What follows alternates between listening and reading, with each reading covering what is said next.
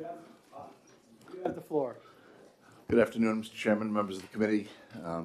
Thank you for this opportunity. We did, as noted, I'm sure you're aware, we testified in opposition to this bill at the initial hearing last week.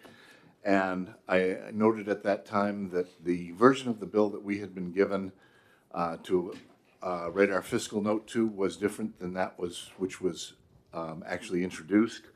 And the letter of testimony that we provided to you at that time did not address a number of the changes that had been made in the bill. And so I've provided you with a revised letter of testimony that was emailed to the committee earlier today from Commissioner Scott. And I won't go into any great detail other than to say that the department still has significant concerns with the language in this bill, and particularly with the application of cross-media regulation with regards to the terms cumulative risk and undue harm.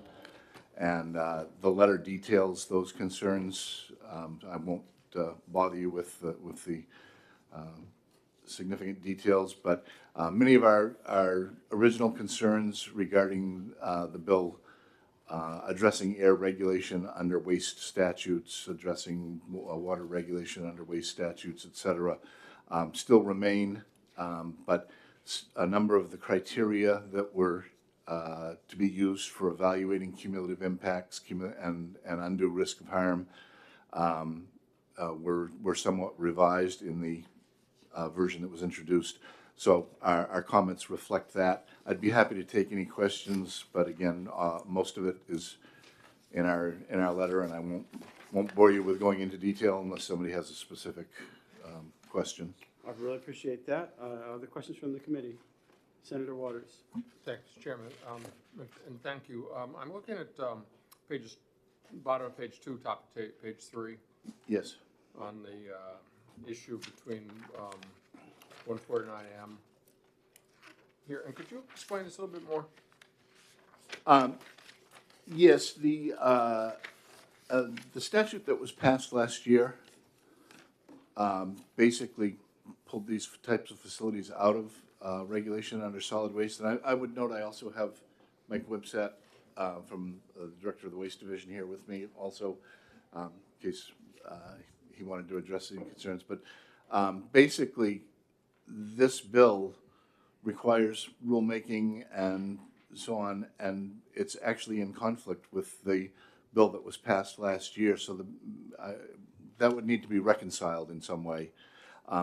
We also have concerns with, as I mentioned, requiring air pollution regulations under Statute 149, because our air pollution regulations are under Statute 125, and so that would, again, potentially set us up for conflict, requiring a certain approach to permitting under 149 and then a different approach to permitting under 125.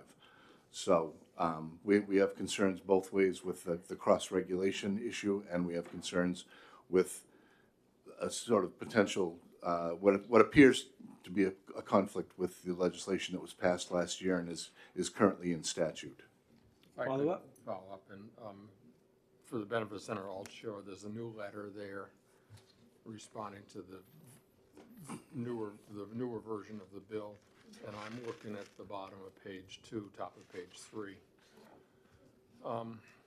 So I guess what I'm trying to ask, because I haven't had time to review 149M 422, and maybe Mr. Wimsatt can talk a bit more about it. But my follow-up, I knew you weren't going to get away with this. Well, I mean, I should remember, but I don't. But, you know, we just got this letter, and I haven't had a chance to go back in the statute. But, so I guess, Mike, that my question is that,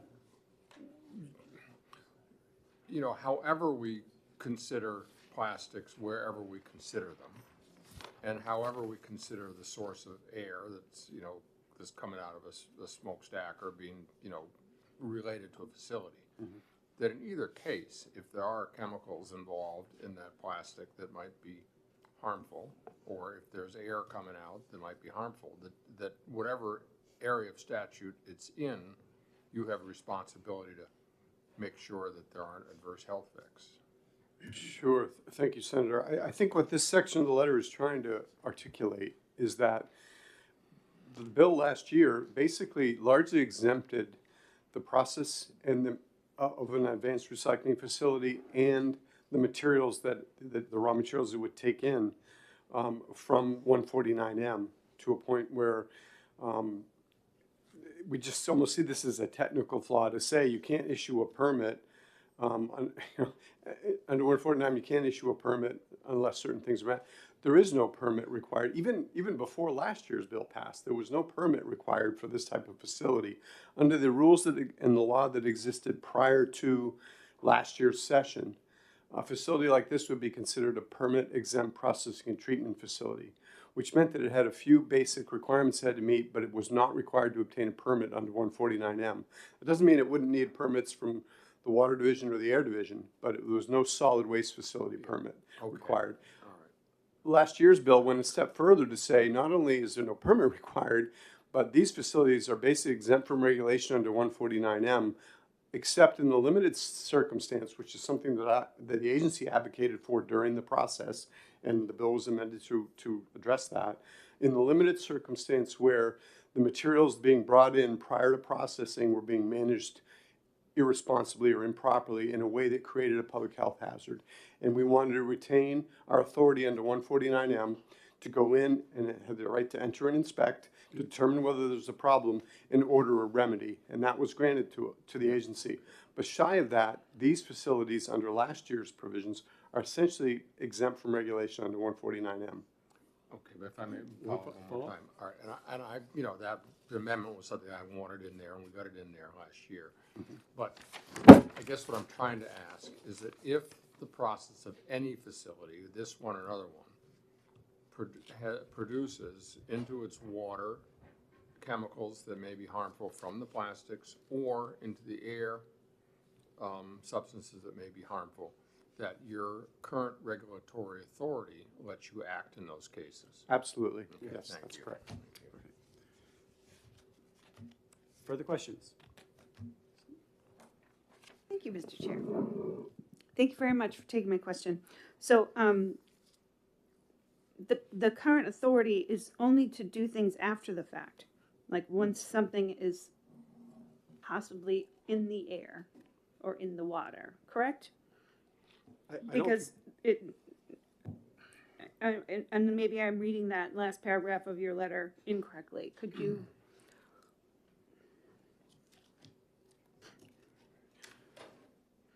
I might turn this over to Mike, but if you're asking, Yeah. does our current regulatory framework only kick in once something has been emitted? The answer is no. The permits that we issue under our air and water divisions regulate discharges. So prior to the facility being built, if there were one proposed, the air division under Mr. Fitzgerald's division would essentially review the proposed facility, determine whether it was subjected to any permits, and it would be required to obtain a permit even to construct the facilities that would generate the emissions, as well as any required emission control facilities.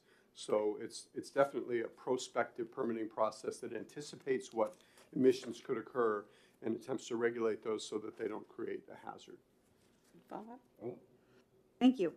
So to establish standards that would assess cumulative impacts on the communities that these facilities might be placed in would be in line with the charge of the DES to protect the air, water, soil. So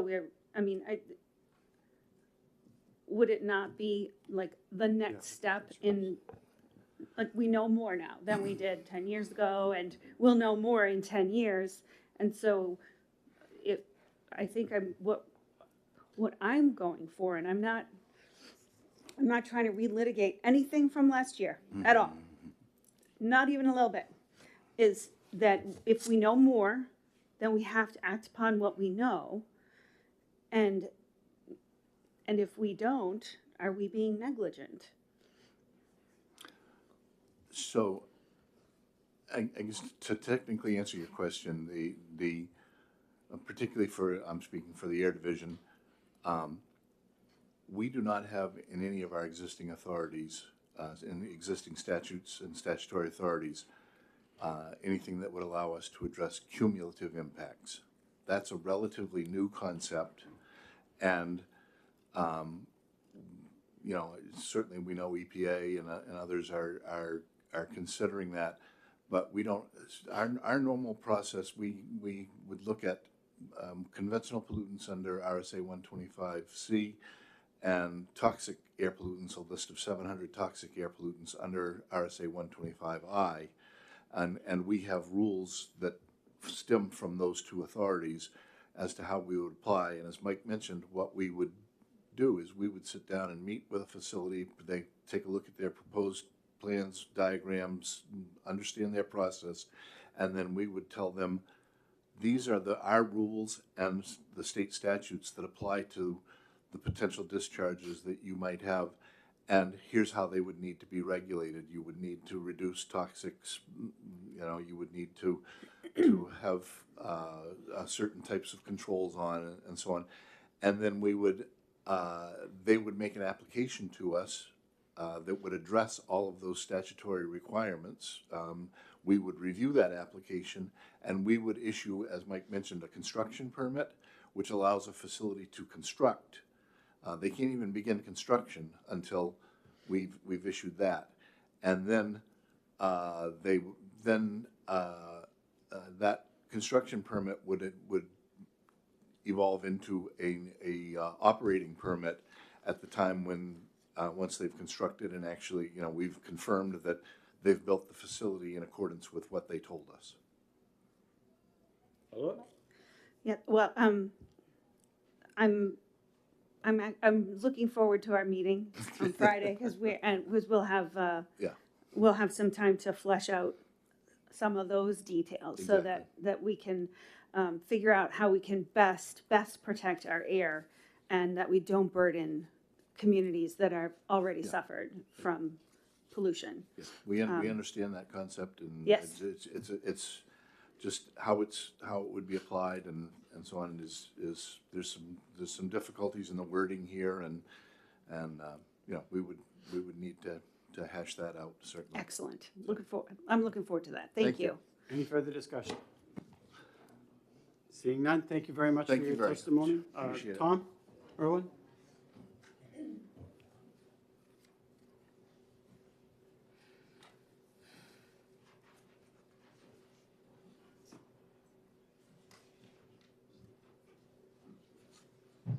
Thank you, Mr. Chairman, committee members. For the record, my name is Tom Irwin. I direct the New Hampshire Office of Conservation Law Foundation.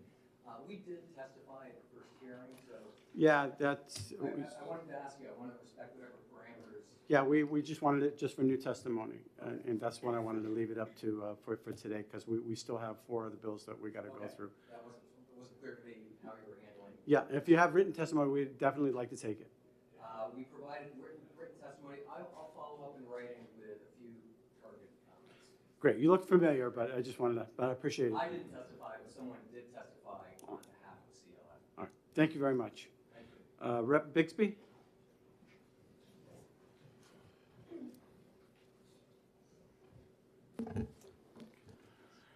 Thank you, Mr. Chairman. Thank you for inviting me here and or taking my testimony. For the record, Peter Bixby, House Environment and Agriculture Ranking Member, representing Dover, Stratford County 13. So when SB 367 last year came through, our committee did an extensive work to determine the advisability of inviting this technology into New Hampshire and looking at whether the bill was provided sufficient safeguards. One critical point in favor of this technology, advanced recycling that is that mechanical recycling technology cannot provide food-safe plastic because of the mix of impurities in the plastic that gets recycled. Because because advanced recycling breaks plastic down into component short chain and aromatic compounds and uses those compounds as feedstock for new polymers, the impurities can be eliminated in that process. However, it needs to be recognized that the products of the breaking down process are not harmless chemicals. The gaseous fraction is, roughly speaking, natural gas. The liquid fraction, pyrolysis oil, is similar to partially refined petroleum. And the solid fraction, or char, is a blend of longer chain hydrocarbons, polycyclic hydrocarbons, metals, and halides like fluorine and chlorine. A large portion of the pyrolysis oil falls into the broad category of volatile organic compounds, or VOCs. In short, advanced recycling plant is very similar to an oil refinery. This is not inherently good or bad, but it does have inherent risks. Part of our committee felt that the bill passed last year did not sufficiently address those risks. Others felt that the bill authorized sufficient oversight. I put a lot of work into drafting last year into drafting the amendment that corrected some scientific definitions, made sure that recycling credit was given only for material that ended up as new material, new plastic as opposed to fuel. Provided no recycling credit for inputs that are used as fuel or end up as waste, and made sure that DES was sufficiently empowered to regulate advanced recycling as a manufacturing process. The key to providing oversight is now 149M62, which is the first couple of sentences say, the department shall regulate advanced recycling facilities as manufacturing facilities. An advanced recycling facility and products and byproducts of advanced recycling shall be subject to applicable statutes and departmental rules relative to air, water, waste, and land use. So that basically the power is there to regulate, but one of the concerns with advanced recycling plants is that advanced recycling facilities in other states have had spotty records. Plants in Ohio and Indiana are documented as releasing large amounts of VOCs, particularly benzene, and there was an attempt to have DES do rulemaking on it in order to address that, but they declined, which is where we get this bill. This year's 267 would require that rulemaking. It's the natural clarification of the requirement that the department regulate advanced recycling as a manufacturing process that has known risks and for which there is best practice technology. Having read notes and spoken to persons who were present at last week's hearing, I'm aware that there was considerable interest in the idea of cumulative impact as a necessary principle for safeguarding our environment. I'm also aware that DES does not feel they have a sufficient knowledge base now to address this properly. I would strongly recommend amending the bill to establish a mechanism to study cumulative impacts so they can be incorporated into future statute and rulemaking. It was also mentioned that the current bill aims to regulate only advanced recycling and that the current practice of the department is to regulate types of emissions and potential pollutants. This is an important point. There's a plant in Groveton that has been using pyrolysis to create diesel fuel. I believe it's not currently operating, but the important point here is that this plant would not be considered an advanced recycling plant under the law we created last year. But its emissions would be similar to those of an advanced recycling plant. SB 267, as written, would not regulate this plant. So this is why DES has a practice of regulating pollutants, not specific industries. And that practice makes sense. However, the allowable amounts of pollutants typically created by advanced recycling plants should be reassessed. We need to make sure that no plant in any type of industry is allowed to pour tens of thousands of VOCs into our atmosphere. Another potential pollutant that is a typical waste product of pyrolysis is char. We need to make sure that any char deposited in a landfill has first been treated to remove any metals, halides, and soluble toxic organic compounds that could end up in the landfill leachate. So it's, if we are regulating the pollutants rather than regulating the process, the specific process or industry that is making them, that is a better way of approaching this. But we need to be aware of this particular sets of pollutants that might come along with advanced recycling if these plants come into the state. So determining what pollutants need stricter regulation would also require study. And I would recommend that this be included in the study that would look at cumulative impacts. And I'm not sure whether it would make sense to do that as a commission or to task DES with that or to do it as a study committee. I leave that up to your decision-making process. Thank you. Thank you for your testimony. Questions from the committee? Seeing none, thank you, and thank you for your time, Representative. Thank you. And I don't have the list. Oh, sorry. And Representative Kaplan? No, you're fine. Thank you for taking over. Did a great job. Good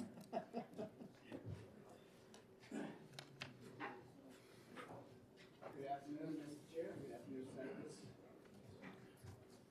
I'll be brief in my comments. I know you've heard a lot of testimony over 2 sessions.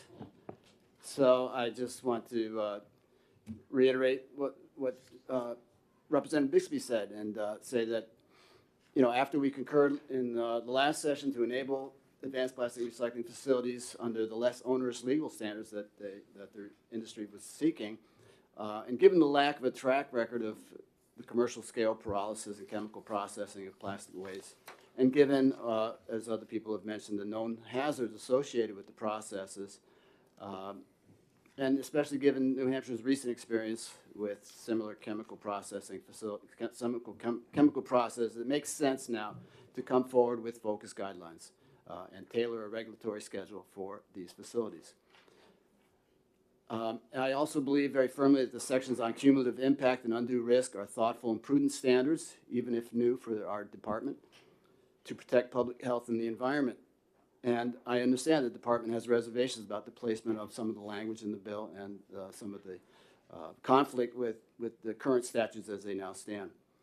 But I just want to say that I'm confident that the language of the bill in no way contradicts the principles, intent, and statutory authority of the current RSAs governing air and water pollution. And I would expect the department to continue to work with your committee on any amendments that would overcome the technical deficiencies. And I also concur with Representative Bixby in suggesting a way forward for this bill as a study committee to look at cumulative impacts and undue risk as new concepts for the department. So New Hampshire prides itself on being a place that sets protective standards ahead and beyond those required sometimes even by our federal EPA, and I'm proud that once again we seek to place a high bar on protection of our constituents' rights to a clean, healthy, natural environment. So I would just urge you to keep the interests of our constituents and their rights to a healthy environment in your deliberations, and I'll stop there. Thank you, Representative. Sorry, my voice is getting hoarse. Questions from the committee? Seeing none. Thank you very much. I don't have anybody else here to speak on this today. Yeah, did you sign up? Oh, okay. You didn't speak last week, right? That's correct. Yeah, no. All right. I almost attaboyed you. Thank you very much. And you are? John Tuthill. Yes. Sullivan County. Yep. Thank you. John Tuthill from Ackworth, Sullivan County.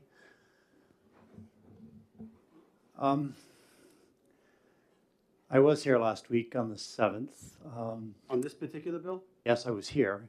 But you didn't speak on it. Did not speak on it.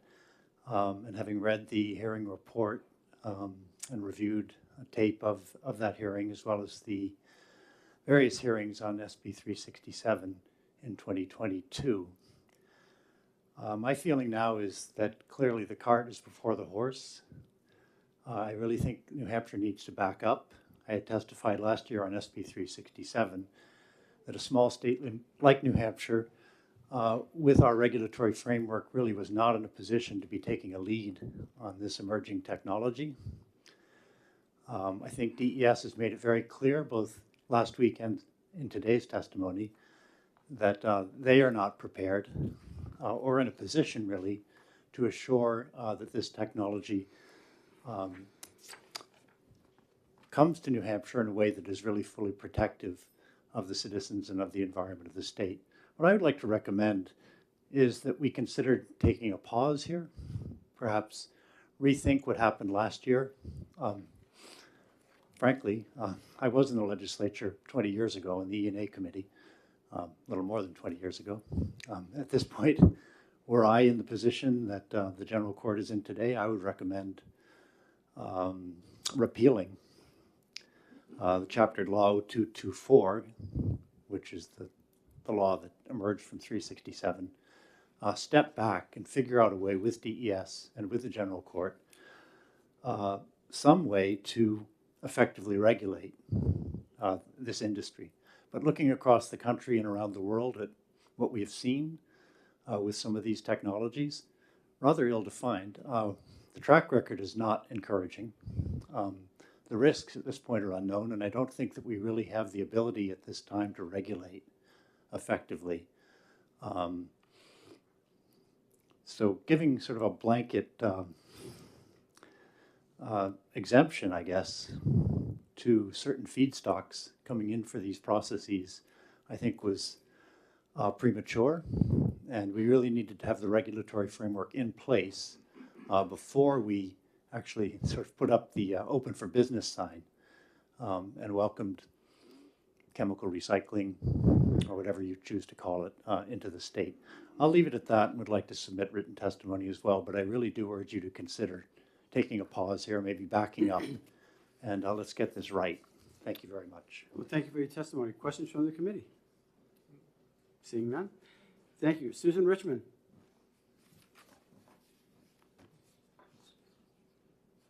What? Oh. Thank you for accepting my testimony, Senator Avard and others. I'm Susan Richmond from Durham, New Hampshire, speaking on behalf of myself. It does sound like there's part of this is about hegemony. Who has the jurisdiction over whom? That there had been a petition that CLF, UCS, and healthcare workers for climate action had submitted to the DES about could there be some guardrails, and that was largely denied on, well, DES saying we don't have the jurisdiction to do that. To what extent do you, the legislature, have the jurisdiction to tell DES we want you to do that? And I'm saying this as a layperson because I'm not clear what the boundaries are. Similarly, the methodologies, DES says they're not capable of judging cumulative. Can that be put into statute that that is part of what they should explore? And yet there's the larger question brought to light in the Concord Monitor this Saturday, February 11th. New Hampshire's landfills lack state oversight, that there's not sufficient funds or personnel at DES to do some of the tasks they're currently expected to do routinely. How can they possibly take on this larger task? And Representative Bixby seemed to make it clear that we don't even know how large the task is, that as advanced recycling is going on, there could be, or the making of diesel fuel, there could be more side products, byproducts made that we have not foreseen. How can you make the language broad enough to handle such eventualities if they should come to pass? Finally, I'd like to just say that I understand that there's business interest. Here is a business opportunity. Don't tell people they can't go ahead, and yet there's a health issue. What are the regulations or the standards that this body has for weighing the one interest versus the other, the health of the populace versus the right to make an income? So thank you for your time. Thank you for your testimony. Questions from the committee? Seeing none. Thank you. That's all I have to speak on this today. Oh, you're gonna, yeah. Oh, that's right. Municipal Association. We got one of your list. Help yourself. Thank you, Nature Grace for the Municipal Association. The only reason I'm here today is the fiscal note. It's somewhat unusual for a state agency to note costs for municipalities and for me not to also have to do a fiscal note. And so we, as I understand it, the bill requires DES to undertake rulemaking, which would increase the complexity of compliance for municipalities, particularly in the wastewater treatment facility realm. I am well aware of how expensive that can be. So we're certainly concerned about any sort of costs associated with that and the processes. Obviously, we're early on in the process, but we know from prior regulatory bills that these do get expensive, and we wanted to ask the legislature to consider an appropriation to match whatever the costs would be for municipalities to comply, because again, these often do run quite expensively. Could you give us an idea what you're talking about as far as expensive? I would defer to DES for what they might anticipate costs to be on that. And again, we're early on in the process, so if this were to pass, I don't know what that complexity might look like in terms of rulemaking. It might not be something that DES could even answer at this point. It sounds, and I'm not an expert at this, but it sounds like there's some complexity here. There may not be as familiar with this area as other states are, perhaps. So I wouldn't want to speculate on costs at this point in time. It's my understanding there isn't a recycling, advanced recycling even in the region. Is that correct? There are not any in the state. That's all I'm aware of. Yeah. Correct. Yeah, you're right. I don't know anything more than that. Yeah. Thank you very much for your testimony. Questions from the committee? Seeing none? Thank you. Thank you very much. And I think what we'll do is nobody else to speak on this. We'll close the hearing on this and recognize who's on 159. 159. Who? Welcome, Senator. Thank you for having me. Happy to be here. Hopefully it's not my last time. Thank you, Mr. Chair and ladies and gentlemen of the committee. For the record, I am Senator Donovan Fenton. I represent District 10, which is a lot of towns, so we'll just call it Cheshire County and part of Peterborough. So thank you for having me.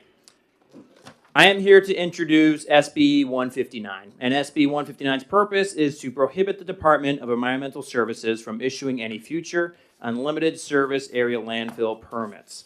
Unfortunately, there were some issues with OLS. I think we can all relate to that.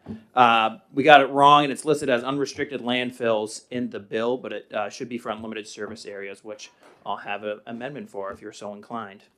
I'm sorry, Mr. Chairman, could you repeat that? Sure. So it's supposed to be unlimited service area landfill, not unrestricted. Thank you. Because unrestricted doesn't really exist. All right. New Hampshire is slowly becoming a dumping ground for trash for other states. A report from the Environmental Department published in November shows that more than 45% of trash coming to our landfill comes from out of state. Massachusetts hasn't built a landfill in 30 years, and it almost seems that their solid waste plan, is to dump it in New Hampshire. Maine passed legislation prohibiting the disposal of out-of-state waste in the state's landfill. Vermont has also established aggressive standards for what can be disposed of in its landfills. At this rate that we're going, it might not be long before we are seeing barges come into Portsmouth with trash from South Carolina. New Hampshire recently updated its solid waste management plan with the goal to reduce in-state waste and trash toxicity. It's a great strategy. It has great strategies like recycling and composting, but it fails to address the problem that almost half of our waste is coming from out of state. I urge the members of the committee to consider this bill, to think really long and hard of what we're doing to our state and what will look like in 5 to 10 years from now if we don't address this problem. And I'm happy to take any questions. Senator Waters. Fire away.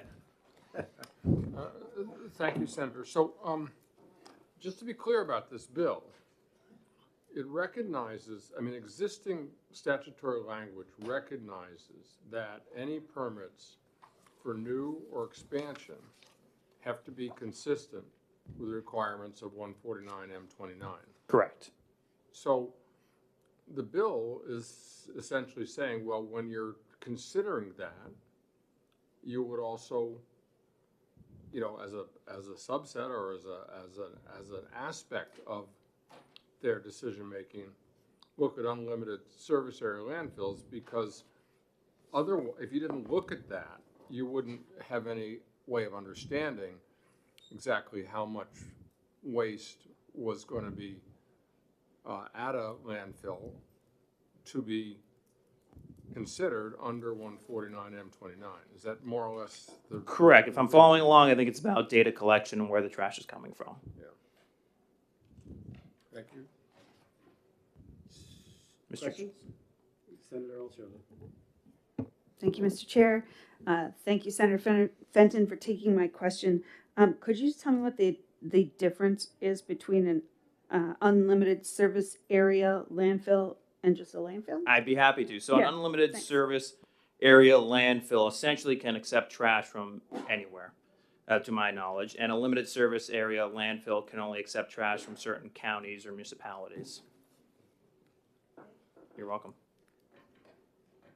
Mr. Chairman, you're going to ask me something. I see Yes, it. you know what I'm going to I'm ask. ready for it. I was waiting. So, we have this situation where we have a constitution, we have. Yeah, a good one. Yeah, a good one. And from what I understand, it's pretty difficult for us to refuse trash from out of state. Yep. So you're talking about the Commerce Clause. Yes. Yeah, with the elephant in the room, right? Yeah. So the way I understand it is, you know, it doesn't violate the Commerce Clause because we already issue a limited service area landfill. And something like that in Lebanon already accepts trash from places in New Hampshire, but also Vermont. So this is really attacking the unlimited service area landfills. I think that the crux of the problem is, you know, we're looking at, you know, almost 50% of our trash coming from out of state, and we have to do something soon. I mean, we're witnessing an environmental disaster with these dump trucks driving from Massachusetts that get maybe 4 miles to the gallon. That in and of itself is an environmental disaster. So I think any way we can approach this problem with a solution is something we have to take up as soon as possible. Are you proposing that we build a wall? You know what? Those are your words, not mine. We all feel certainly about Massachusetts, and I don't like their trash in our state, personally. Senator Waters. Yeah, thank you, Mr. Chairman. If I may follow up on that, because I spent a lot of time on the Interstate Commerce Clause issues in the bills that we have looked at about tipping fees and such things. And the Chairman's absolutely right. The Interstate Commerce Clause does constrict what we're able to do. But would it be fair to say that since this bill is not prohibiting such import, but simply saying that DES may consider that issue of how much trash is coming in when it is looking at the larger permit that may be issued in, you know, under the purview of 149M29. So would it be fair to say that that's why this doesn't trip the ICC? I would say that's fair, and also, you know, we're not getting rid of existing landfills and expansion. You know, we're a growing state. We have to do something with our trash. So that could solve that problem. And, you know, a state like Vermont has one landfill in it, and they seem to be doing just fine. They dump it in our state, but that's a different story again. But no, thank you for the question. Further questions from the committee? Seeing none? Thank you all. Thank you. All right, Mr. Wimsatt. In opposition and wishing to speak. Maybe you can address those concerns that we have as well, if you can.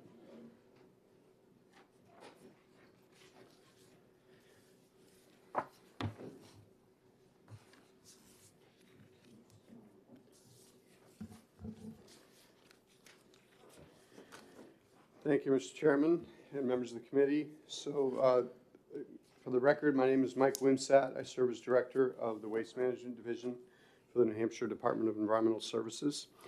Appreciate the opportunity to be before you today to speak about Senate Bill 159.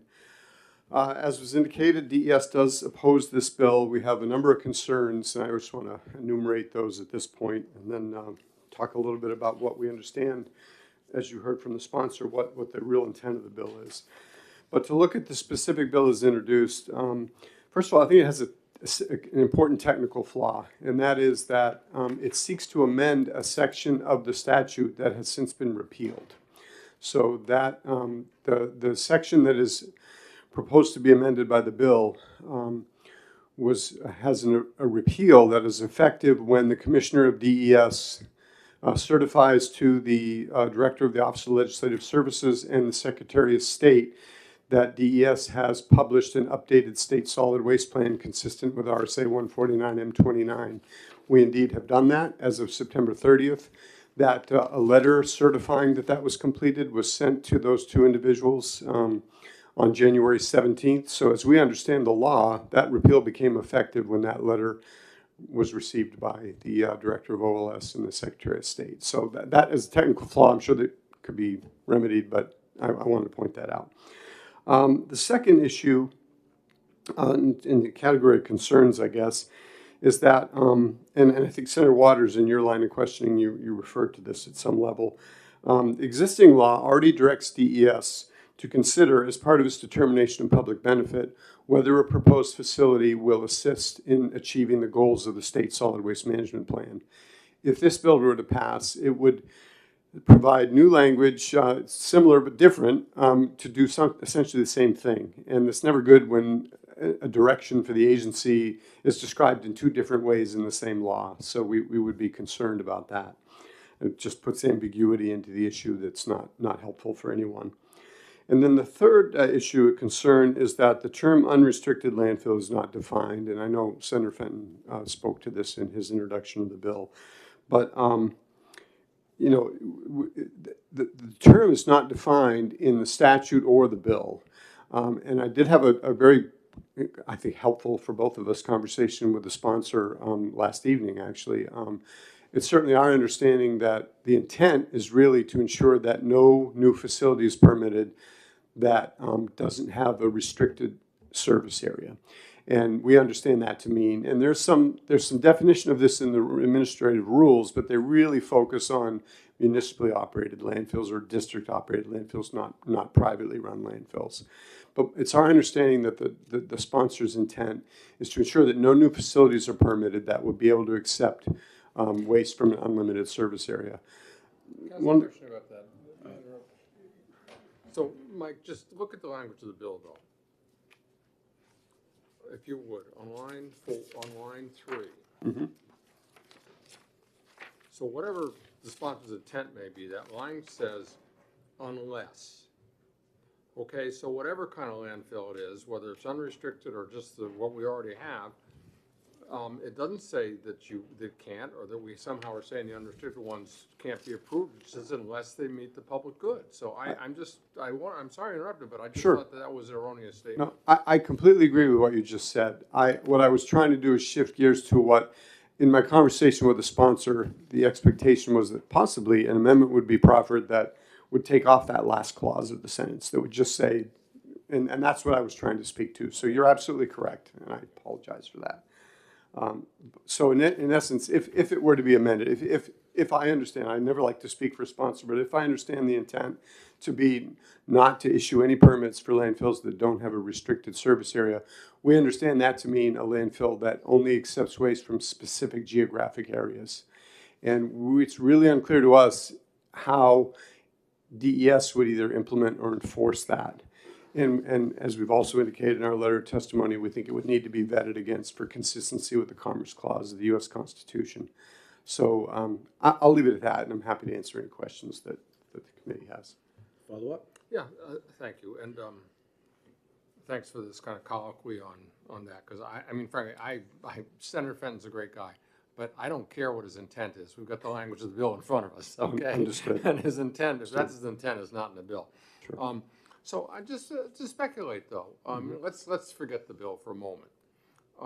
If you have a proposal for new landfill that comes in under the existing public good consideration under the 10-year plan, would you be able to negotiate a permit that does, in fact, limit the amount that may come into a landfill from out of state?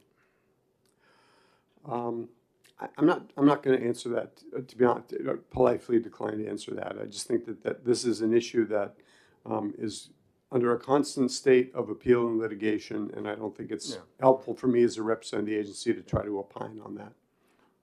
Thank you. I didn't think you could answer, but you see why one would ask, isn't it? Because I think that if we don't know the answer to that question, that's why this kind of legislation comes in, which frankly other states have kind of done, you know, in one form or another, as they're closing their landfills. So, Understood. yeah. Thank you. Yeah. Further questions from the committee? Seeing none. Thank you, Mr. Winsett.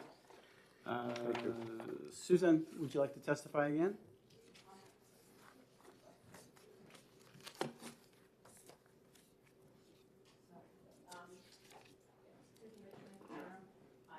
I submitted some comments. I'm just happy that there now is the statewide DES waste management plan that was published last year, and so that there is a single standard, and hopefully we're not operating in different silos. But I'm wondering if that principle of cumulative effect might somehow be used, possibly not with this bill, but in future, in saying just how much garbage does New Hampshire want to welcome into the state. So that's Thank you for your testimony. Questions from the committee? Don't go anywhere until we say no. All right, and John? I don't know where the other sheet is, but it's here somewhere. Thank you, Mr. Chairman. John Tuthill Ackworth from Sullivan County, members of the committee. Actually, Senator Waters, in his questioning of the director, essentially, I think brought out the key point here, which is that other states have managed to effectively do what this bill, I think, is seeking to address. I'm thinking back to the 70s when we had landfills all over New Hampshire run by small towns. Clean Water Act was coming in, there was open burning going on, Clean Air Act issues. And the legislature acted forcefully with 53A and B, and I believe ultimately D, to allow for interstate compacts, where there would be some municipal control through district committees, potentially district ownership of disposal facilities and treatment facilities, or the opportunity to enter into contracts with the private sector. And in theory, I think this was an admirable goal. We now know, nearly 40 years later, that it has not been particularly effective, and that privatization has really dominated the waste management systems in our state.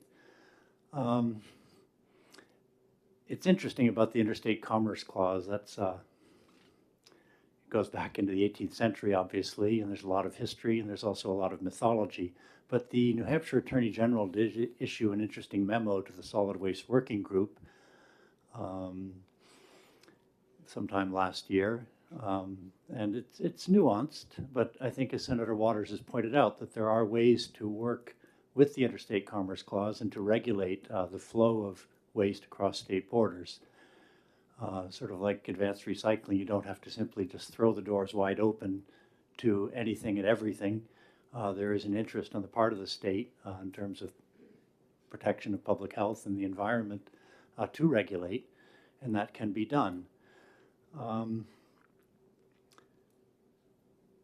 So issuing a permit that defines a service area, I think makes a lot of sense. And I think when DES is issuing permits, that they do look at the annual capacity.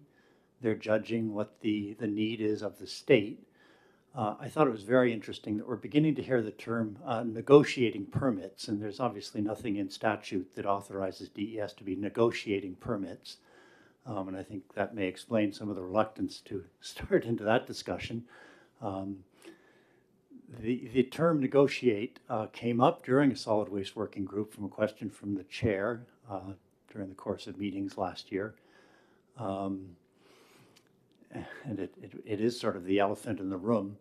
What is our procedure here for allowing private corporations to operate disposal facilities, which are extremely profitable, but also there are great liabilities associated with these facilities.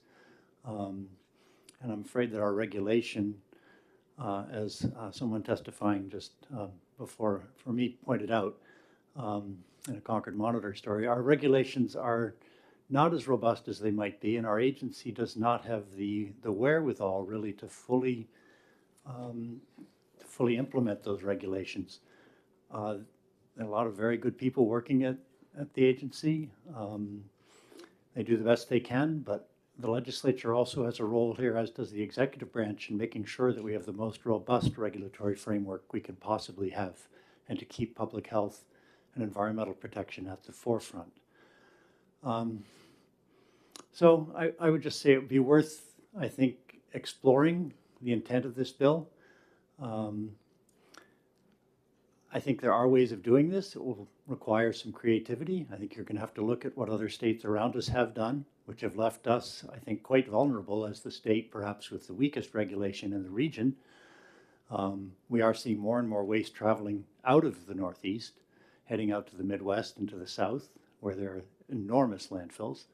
But again, as the sponsor pointed out, this really doesn't make environmental sense to be moving materials vast distances just in terms of the energy inputs and the pollution associated with that.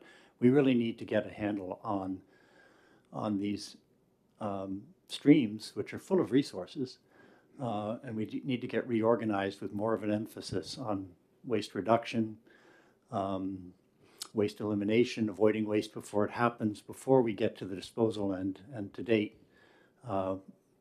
for a variety of reasons, we've tended to start at the end of the pipe, and we've not managed to work our way very far upstream. Okay, I'll leave it at that for now. I appreciate your attention, and I urge you to support this bill in some fashion. Thank you for your testimony. Questions from the committee? Seeing none. All right, and I have nobody else to speak on this. I review you and opposed, and blah, blah, blah.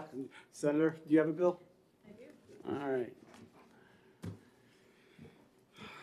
My blood sugar is so low, and I apologize. Afternoon committees are rough. All right. Okay. Whenever you're ready. Oh, thank you. All right. Actually, I can't eat sugar, though. Yeah, thank you. I appreciate it. Thank you very much. Good afternoon, Mr. Chair, members of the committee. For the record, I'm Senator Rebecca Perkins Quokka, representing Senate District 21, the City of Portsmouth, and several Seacoast communities. SB 165, relative to the Online Energy Data Platform, is a request of the Office of the Consumer Advocate. This bill would clarify that the PUC's responsibility in connection with the statewide utility customer data platform project is to assure that costs are not unreasonable, as opposed to overseeing the development of the project itself. As with other utility capital projects, development is the responsibility of the utilities themselves. The data platform project differs from typical utility investments only insofar as utilities are collaborating with stakeholders on the development and operation of the platform as contemplated by existing law. With that, I'm happy to take any questions, although I understand I've been there. the chair may plan to recess until the Office of Consumer Advocate may be present, and there may be some technical questions better directed at Dawn. Yeah, I noticed the consumer advocate is not here, so. Yes, and I hope that was communicated to you. He regretted greatly that he can't be here, and he also apologized to me because he said, you can introduce this bill by saying the Office of the Consumer Advocate will speak to it, and then he couldn't make it today, so. And well taken, and what I will do is, on behalf of that, we'll actually recess this particular, and wait for him to come in and testify on it. All right, thank you, Chair, I appreciate that. You're very welcome. I do have Josh Elliott, or you want to wait? I'll wait for the consumer advocate. Okay, we like the consumer advocate to show up, and in deference to him, we'll recess the hearing on 165, and it'll be at the top of the list on the next hearing date. And with that, we are in recess on this bill. All right. What? Do you have a bill? Next one. Well, I only have, was it 162? Yep. Yep, that's you. I knew that. All right. Recognize Senator Pearl. Good morning, members of the Energy and Natural Resource Committee. I had to think about which committee I was in for a second. For the record, I'm Senator Howard Pearl from District 17. I am here to introduce Senate Bill 162. I was asked to put this bill in from a constituent, U.S. Congressman Chuck Douglas, if any of you probably know and remember him, had an issue, and he and many others, with dogs they have that are unable to take a rabies vaccination.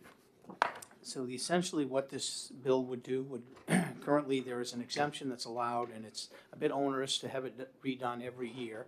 Requires several steps for certification that the exemption still exists. And what this bill seeks to do is leave that process in place for the first time that the animal is certified for the exemption.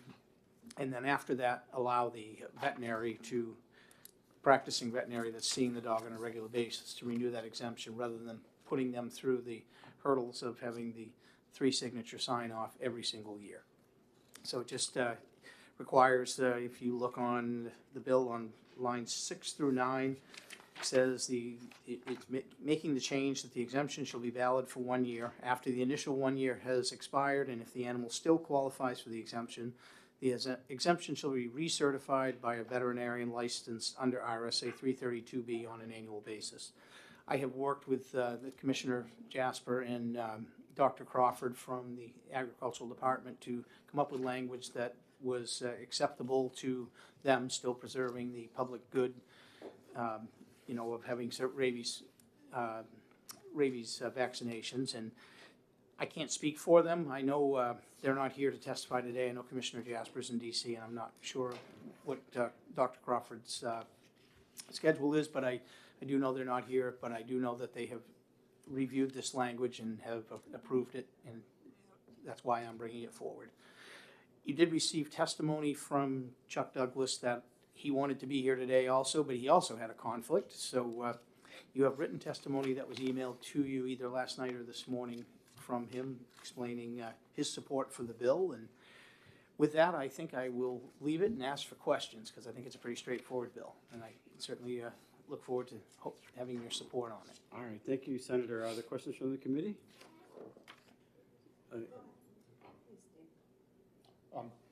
We have thanks, Senator. We have a letter from Valerie Frazier. Have you seen that? Do you have any thoughts about needing to do what she said, or? You know what, I saw that I had a letter, and I forgot to go back and review it, so I'm honestly... Well, we'll talk about it. Yeah, I can't answer because I haven't reviewed her changes yet. I did see it, but I forgot to go back and read it. Further questions? Thank you, Mr. Chair. Thank you for taking my question. So I read this, and the exemption is if an animal is ill and can't be vaccinated, or has a contraindication to vaccination. Am I following what the reasons would be? Sure, thank you for the Yeah. question. Yeah, there's specific reasons why they can't be vaccinated. It might be the fact that they're receiving chemotherapy, or they have some other issues. And I believe Dr. Barlow may be here. If she is, she can probably speak to those situations more knowledgeably than I can. But I know there are specific reasons why some animals are not able to accept their rabies vaccination. Okay, and this would be for 1 year at a time? 1 year at a time. It 1 year currently is. extension, basically? It currently is 1 year at a time. It's just that there's a high level they have to go through every single year. And if they still have the same qualifications for the exemption that they did a year later, that it would allow their local veterinary to sign off, rather than requiring them to go through the onerous task of getting the state vet. And I forget what I think it was a 3-signature sign off currently. And this will take it down to their local vet being able to just recertify that they're still exempt. Okay, thank you. Like, that was very confusing. I understand. Yeah, and also like ferrets. Yeah, okay, thank you. We love ferrets too. Well, yeah. We love all animals, right? Any further questions? Seeing none, thank you. Dr. Barlow? Do we call you Dr. Barlow? Is that what? You can call me Dr. Barlow. Dr. Barlow. Welcome. Well, technically my name is Jane Barlow Roy, but I go by Dr. Barlow. So I am Dr. Barlow, Jane Barlow Roy. I am speaking on behalf of this bill in support from the New Hampshire Veterinary Medical Association. To be frank, it is confusing. The rule that we have in place right now is very confusing to owners, and I'd probably say new veterinarians entering the state, because it is a very onerous process. The major reasons why animals are not receiving the rabies vaccine is because of a disease process that they are currently undergoing, currently diagnosed with, that prohibits them from having the rabies vaccine. The most common one is probably anaphylaxis, where an anaphylaxis is when they receive a outside substance that basically causes them to almost die or die. And so getting the rabies vaccine for some of these dogs will cause them to die if they continue to get it. And so a rabies exemption is necessity for these dogs. And so the process, just as it currently states, is you have to have an examination by a board-certified veterinary medical internist. And there aren't very many in the state, so trying to get that appointment is a months-long process. Then it has to be signed by myself in another physical exam to certify that the dog is here. And then from there, the signature then has to go to the state veterinarian, Steve Crawford, to then be signed off, to then be returned to the owner, to then bring to the town clerk or city clerk to be registered. So it's a four-step process that they have to do every single year. And in the cases where they have anaphylaxis or another process that has been diagnosed that's not going to change, like things like systemic lupus, which is an autoimmune disease, other autoimmune diseases that would render them not able to get the vaccine, those things aren't going to change year to year. And so it does not make sense that you have to go see an internal medicine specialist to diagnose you every single year with lupus, to diagnose you every single year with anaphylaxis. And so it would take that part of the equation out of it. Now, this leaves the way that it's stated, leaves for those instances where in 1 year a dog might not be able to get the vaccine because it is immunocompromised because of chemotherapy. If by some chance that dog survives that chemotherapy event and is now declared cancer-free, in remission, and is no longer getting cancer treatments, the year subsequent after that, they would get the rabies vaccine, unless they go back to their oncologist or other internal medicine specialist saying that they can not receive the vaccine. So it does allow for those instances because it is still being exempted every single year. So we are totally in favor of this, just because it removes that onerous process from the owner's perspective. It still keeps us in the loop. We still have to sign off on it. Dr. Crawford still has to sign off on it. So all of those fail-safe mechanisms are still in place. Because if I deem an animal supposed to get a rabies vaccine, I'll give the rabies vaccine. And so any of those sort of potential issues are already covered. And same thing with Dr. Crawford. He won't sign the certificate of exemption if he doesn't feel it's necessary. So I would be more than happy to answer any questions. Senator Waters with a question. Thank you, Mr. Chairman. We had a communication from Valerie Fraser, who is a DVM, you may know, was your rep here. And she was saying, you know, even at the first time there, that why is it that it also has to be signed by the American College of Veterinary Internal Medicine diplomate and the state veterinarian, just saying at the time of the proposed exemption, in support of his or her decision, the examining veterinarian shall send a copy of the rabies titer test to the state veterinarian so that you wouldn't have to sign off at all. Do you have any thoughts about that? I don't think I understand the question. We don't accept rabies titers in the state because that's not something that's covered. So, okay, so this is just, okay. I just thought I'd put it out there. I don't know anything about it, but now they don't, as far as I know in the paperwork, I have never had to submit a rabies titer. Good, all right. So that just, yes. Fine, we'll let it go. Thank you. Well done. Any questions? Seeing none? I have nobody else to speak on this unless somebody else wants to talk about it. And we will close the hearing on that. Thank you very much.